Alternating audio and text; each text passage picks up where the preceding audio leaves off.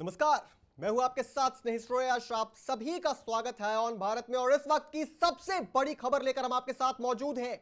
BJP ने नई दिल्ली चुनाव से ठीक पहले अब तक का सबसे बड़ा चुनावी मास्टर स्ट्रोक चल दिया है और 2025 के पहले बजट सत्र में मिडिल क्लास को ऐसी राहत दी है जिससे अब यह लगभग तय हो चुका है कि आने वाले दिल्ली चुनाव में बीजेपी बड़ा फेरबदल करेगी और एक सत्ता के अंदर दिल्ली में बड़ा फेरबदल हो सकता है। दिल्ली में केजरीवाल को सत्ता से उखाड़ फेंक सकती है बीजेपी। आज आपको बजट से जुड़ी छोटी से छोटी डिटेल देने की कोशिश करेंगे, बताएंगे आपको इस बजट में क्या है आपके लिए खास और सबसे बड़ी बात कि क्या इस बजट से चुनावी मायने बदल सकते हैं। मेरे साथ मेरे सहयोगी और सब्जेक्ट मैटर एक्सपर्ट मिस्टर प्रतीक पाठक मौजूद हैं। प्रतीक, मेरा सीधा सवाल आपसे यह है कि लंबे समय से जिस मिडिल क्लास को सरकार से शिकायत रहती थी टैक्स को लेकर, क्या वो शिकायत अब थोड़ी दूर हुई है? नहीं, बिल्कुल श्रेय, मैं इस बात से बिल्कुल सहमत हूँ। सबसे पहले तो नमस्कार सभी को। मिडिल क्लास के लिए सरकार ने संपूर्ण रूप से अपना पिटारा खोल दिया है जी।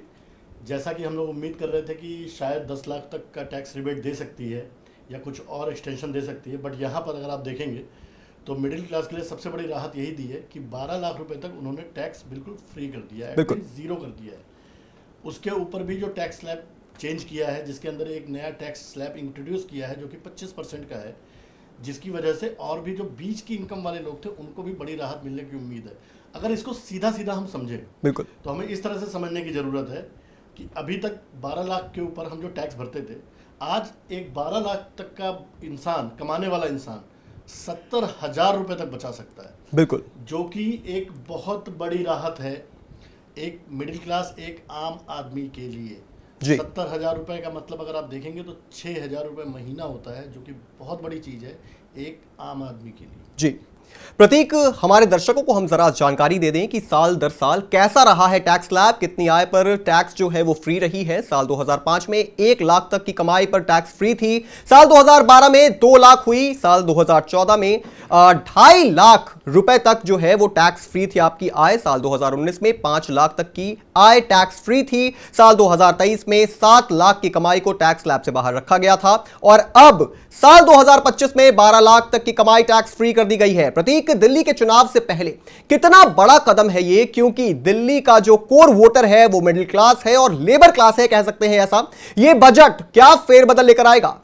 सबसे पहली बात समझने की जरूरत है आपको कि जो मिडिल क्लास दिल्ली के अंदर है वो लगभग 40% है जी।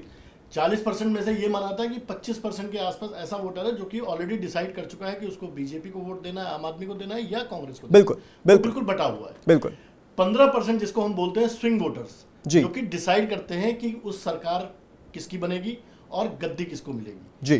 तो ये 15% वोटर पे बहुत बड़ा इंपैक्ट डालने वाला है। सीधी सी बात है, अगर आप देखें तो केजरीवाल की चुनावी रणनीति पिछले कुछ समय में ये बदल गई कि हम आपका इतना पैसा बचा रहे हैं जी, इतना बिजली फ्री दे रहे हैं वगैरह वगैरह, जो उनकी फ्रीबीज की स्कीम थी जी, रेवड़ी जिसको हम बोलते हैं, बिल्कुल वो बचा रहे हैं।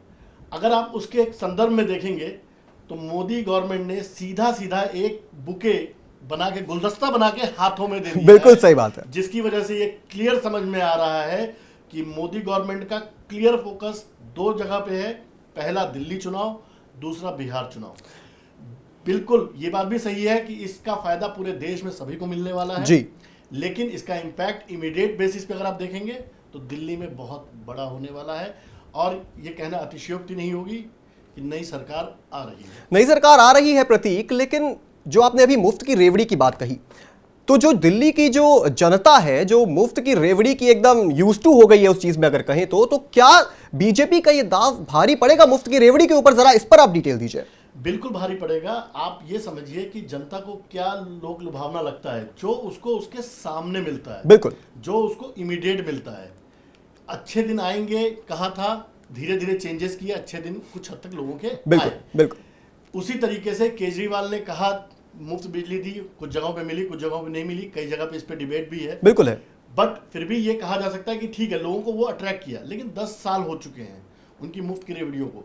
आज की डेट में अगर आप दिल्ली में जाते हैं, सड़कें टूटी हुई हैं, इंफ्रास्ट्रक्चर ग्रोथ जीरो है। सेंट्रल गवर्नमेंट की स्कीम को आप अपना बता के प्रमोट करने की कोशिश करते हैं, मजे की बात बताऊं, अभी कुछ दिन पहले एक आरटीआई की थी किसी एक व्यक्ति ने, जी, जिसमें यह पाया गया कि पिछले 10 सालों में कोई भी नई इलेक्ट्रिक बस नहीं खरीदी गई है।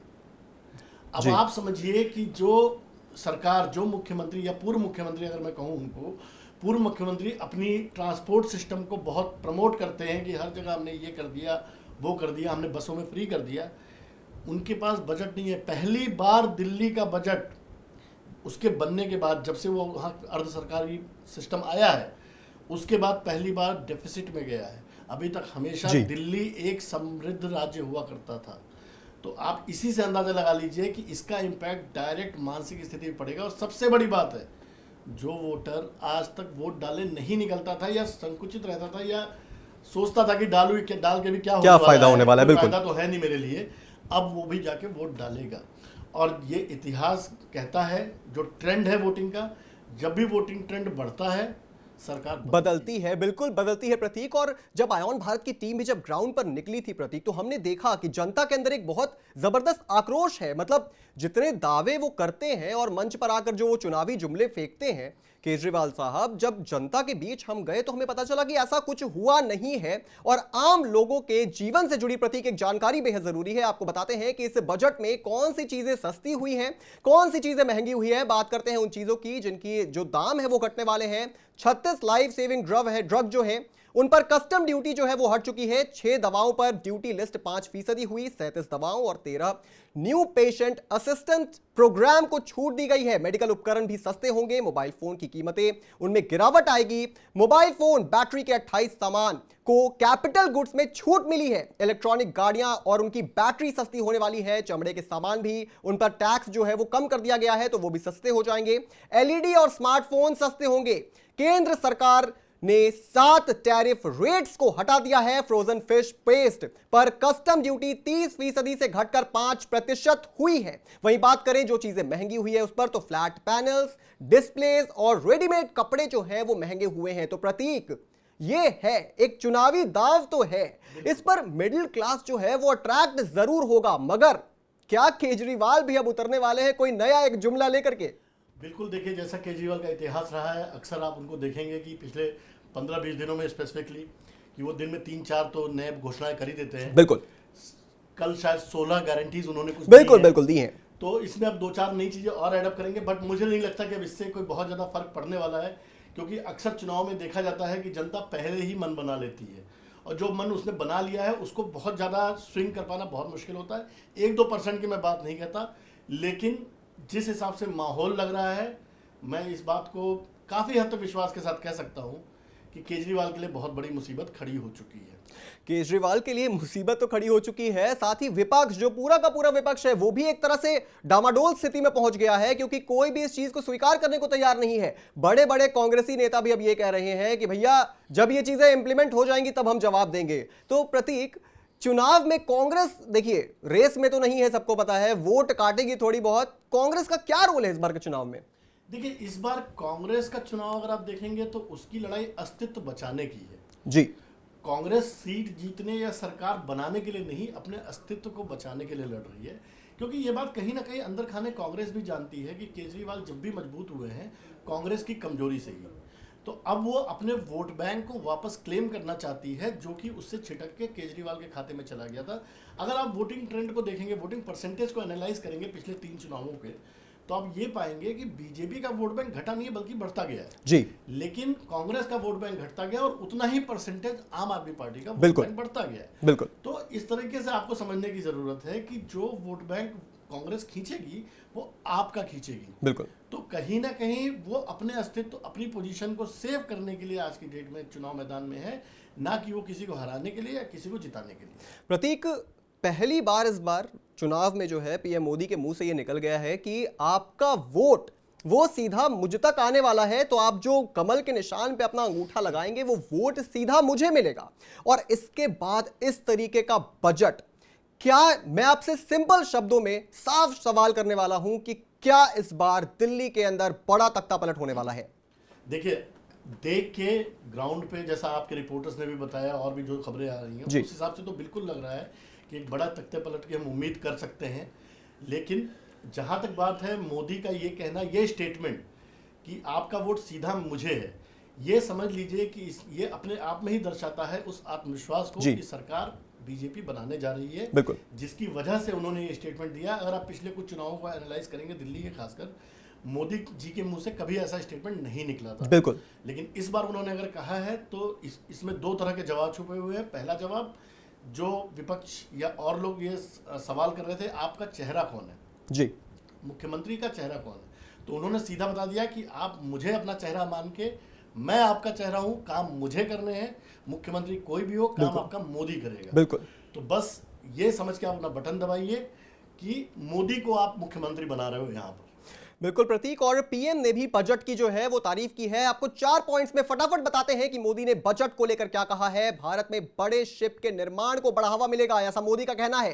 यह सर्वाधिक रोजगार देने वाला क्षेत्र है, देश में टूरिज्म के लिए बहुत संभावनाएं हैं, बजट से टूरिज्म को मजबूती मिलेगी, यह कहा है मोदी ने। यह हर भारतीय के सपनों को पूरा करने वाला बजट है, हमने कई सेक्टर युवाओं के लिए खोल दिए हैं, यह विकसित भारत के मिशन को ड्राइव करने वाला बजट है। यह बजट फोर्स मल्टीप्लेयर वाला है। बजट के में किसान के लिए घोषणा हुई है 100 जिलों में सिंचाई और इंफ्रास्ट्रक्चर का डेवलपमेंट किया जाएगा। बजट में 12 लाख तक की आय को टैक्स फ्री किया गया है। इसका बहुत बड़ा फायदा हमारे मिडिल क्लास नौकरी पेशा लोगों को होगा, ऐसा मोदी ने 4 बड़े पॉइंटर्स में कहा है। प्रतीक, मेरा अंतिम सवाल अब से ये रहेगा, बाकी जितने बजट आए हैं और ये बजट कंपैरेटिवली इस बजट के क्या मायने हैं? देखिए, आपको बजट को 2 हिस्सों में डिवाइड करना पड़ेगा। 2019 से 24 का अगर आप बजट देखेंगे तो कॉर्पोरेट फोकस ज्यादा बजट था। बिल्कुल। वो इंडस्ट्रियल सेक्टर को ज्यादा प्रमोट कर रहा था रेदर देन इधर के सेक्टर को। इस बार का जो बजट है ये नौकरी पेशा और किसानों के लिए है। बिल्कुल। क्योंकि लिक्विडिटी बढ़ानी है, अगर इकोनॉमिक पॉइंट ऑफ व्यू से बात करूं तो लिक्विडिटी बढ़ाने की जरूरत है। लिक्विडिटी बढ़ती है तो कंजम्पशन बढ़ता है, कंजम्पशन बढ़ता है तो ग्रोथ बढ़ती है। जी। तो सीधा फोकस है कंट्री की ग्रोथ पे, जो 2047 का भारत विजन लेके चल रहा है, उसी विजन के रास्ते पे ये बजट है। नौकरी पेशा लोग जो निराश होते थे हर बार कि हमारे लिए कुछ खास नहीं है, हम सिर्फ एक टैक्स पेयर मशीन, एक मनी मिंटिंग मशीन जिसको बोलते हैं जी, वो बन के रह गए, एटीएम बन के रह गए हैं, उस चीज को बहुत हद तक इस बजट में संभाल लिया गया है और बहुत ही बैलेंस्ड अप्रोच के साथ ये बजट लाया गया है। सबसे बड़ी बात यह है कि यूपी बिहार के बहुत सारे लोग जो दिल्ली, नोएडा, गुड़गांव जैसी जगह में आके नौकरियां कर रहे हैं, जिनके लिए सबसे बड़ा चैलेंज आज की डेट में ये है कि टैक्स, जी, उसको बहुत अच्छी तरीके से एड्रेस किया गया है। और मैं ये मानता हूं कि आज की डेट में किसी भी मिडिल क्लास, किसी भी नौकरी पेशे वाले आदमी से आप ये बात करेंगे कि आप खुश हैं कि नहीं है, तो उसका जवाब सिर्फ थम्स अप होगा, बिल्कुल, इसके अलावा कुछ नहीं। तो अब ये बजट चुनावी मास्टर स्ट्रोक है या नहीं, ये तो आने वाला वक्त बताएगा, क्योंकि लोकतंत्र में जनता ही सर्वोपरि होती है। जनता जिसे चाहेगी वो गद्दी पर बिठा देगी, जिसे चाहेगी वो गद्दी से उतार भी देगी। प्रतीक, इस डिस्कशन में हमारे साथ जुड़ने के लिए आपका बहुत बहुत शुक्रिया। इस पूरे बजट पर आप क्या सोचते हैं दोस्तों, हमें कमेंट करके जरूर बताएं और भी तमाम बड़ी खबरों से जुड़े रहने के लिए आप देखते रहें आय ऑन भारत।